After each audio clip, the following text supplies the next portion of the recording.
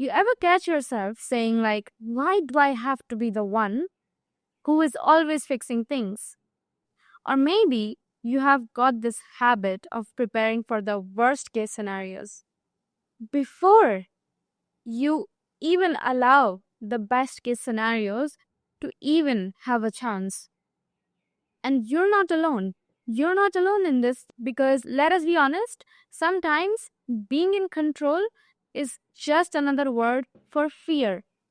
Fear of not being safe, fear of being forgotten, fear that if you're not doing something, you will just stop mattering. And the craziest part is that so much of it is not even your fault.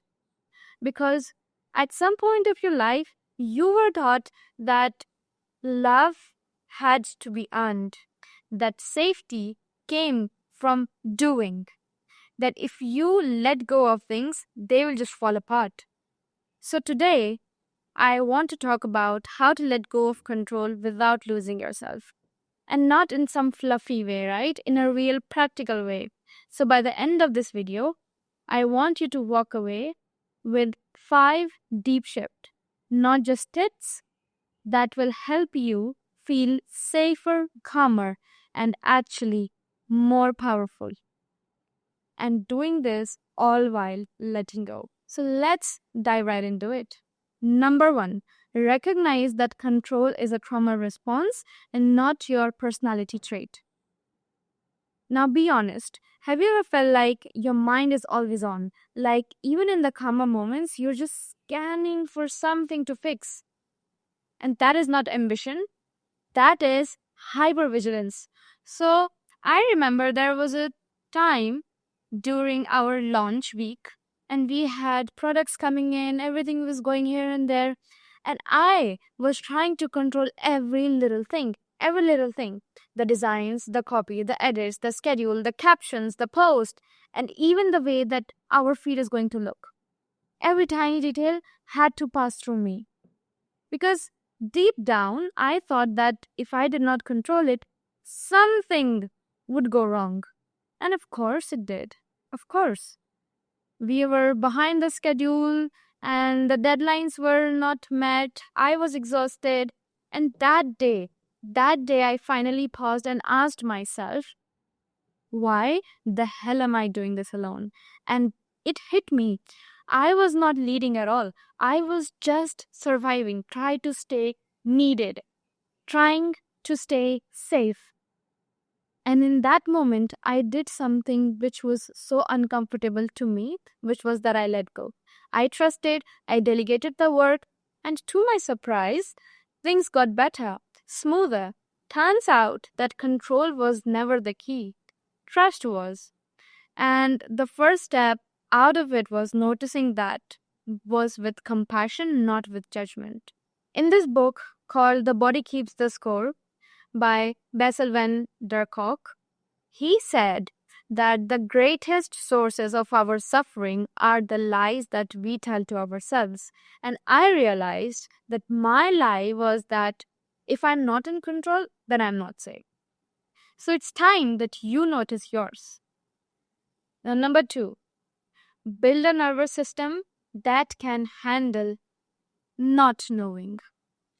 Now, here's something wild that I've noticed in my own life, which is that whenever I do not know what is coming next, I start to overplan, overthink, and overdoing. But what I was indeed trying to avoid was sitting in uncertainty.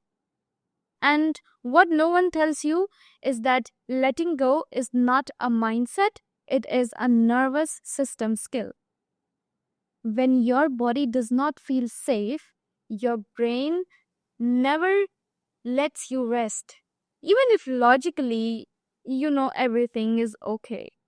So I started practicing stillness, even when it felt awkward. Simple things like taking slow walks and walking without even listening to a podcast, eating without multitasking, breathing instead of reacting.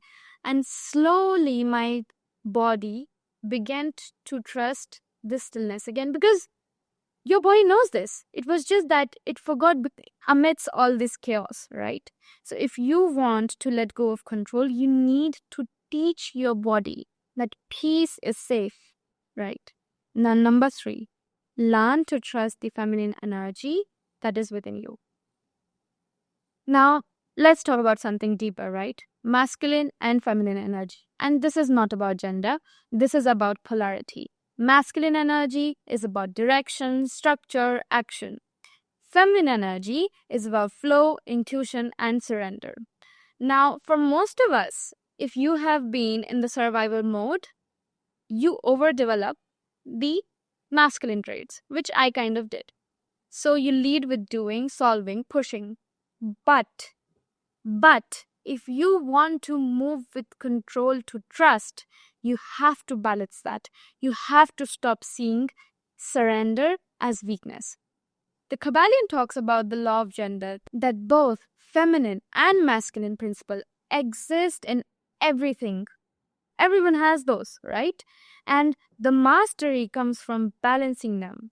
So ask yourself this: where in your life you're always on that go mode? And how can you bring in some softening, some trust? Because not everything has to be wrestled into existence.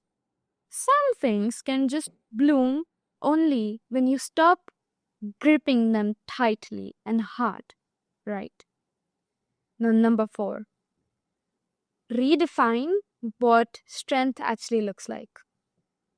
Now, tell me one thing. Who told you that strength meant doing everything alone? And you know what is funny? That most people, the most confident people, the grounded people I have met, they do not control everything. They do not panic over what they cannot fix because they trust themselves enough to release it. They delegate the work.